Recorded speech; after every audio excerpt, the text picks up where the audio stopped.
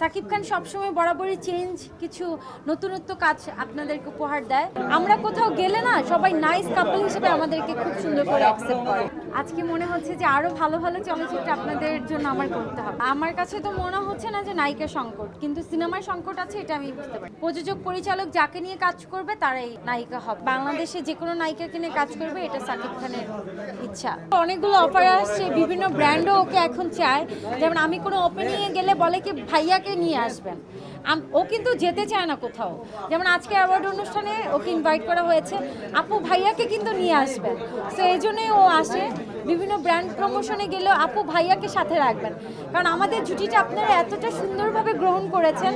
আমরা কোথাও গেলে না সবাই নাইস কাপল হিসেবে আমাদেরকে খুব সুন্দর করে অ্যাকসেপ্ট করে। ও যা চায় আমি তাই ওকে গিফট দিব, কিন্তু ও কোনো কিছুই আমার কাছ থেকে চায় না। আর যখন যেটা চাই আমি অবশ্যই দেওয়ার চেষ্টা করি।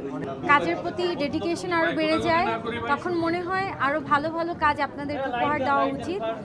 সো আজকে অ্যাওয়ার্ড পেয়েছি। আমার গত বছর একটি ছবি রিলিজ হয়েছিল শেষবাজি, যেখানে আমার বিপরীতে ছিল সাইমন সাদিক, অ্যান্ড এই শেষবাজি ছবির জন্য আজকে আমি অ্যাওয়ার্ড পেয়েছি। আমার কাছে খুব ভালো লাগছে। আজকে মনে হচ্ছে যে আরও ভালো ভালো চলচ্চিত্র আপনাদের জন্য আমার করতে হবে। আমার আসলে কাবিন হয়েছে, আমি শ্বশুর বাড়িতে মাঝে মাঝে বেড়াতে যাই। সো এবার ঈদে আমি আমার বাড়িতেই আছি, আমার বাড়িতে কুরবানি দেওয়া হবে। অফকোর্স প্রতিবারই ঈদের ছবি আমি দেখার চেষ্টা করি।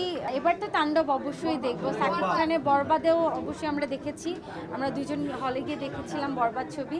যেহেতু আমি চলচ্চিত্রের মানুষ, আমাকে অবশ্যই অনেক সিনেমা দেখতে হয়। না, বরবাদটাই আমার দেখা হয়েছে, অন্য ছবি এখনো দেখা হয়। আমাদের প্ল্যান ছিল দাগি দেখার, বাট সময় কুলাতে পারিনি। হ্যাঁ, আমাদের দাগি দেখার প্ল্যান ছিল, কিন্তু ঈদে কিন্তু এত পরিমাণ ভিড় থাকে সিনেমা হলে, আসলে আমরা চাইলেও যেতে পারি না। এত মানুষের ভিড়ে যাওয়াটাও টাফ হয়ে যায়।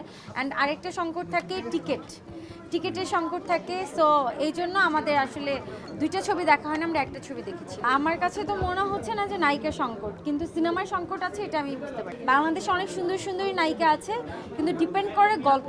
সাকিব খানের গল্প হয়তোবা ডিপেন্ড করছে, ডিমান্ড করে হয়তোবা তারা ওপার বাংলা নায়িকা নিয়ে কাজ করতে কমফোর্ট ফিল করছে, বা গল্প ডিমান্ড করছে এর জন্য। কিন্তু নায়িকা সংকটের জন্য যে ওপার বাংলা নায়িকা নিয়ে কাজ করছে তা না, মানুষের একটু রুচির চেঞ্জ আনতে হয়।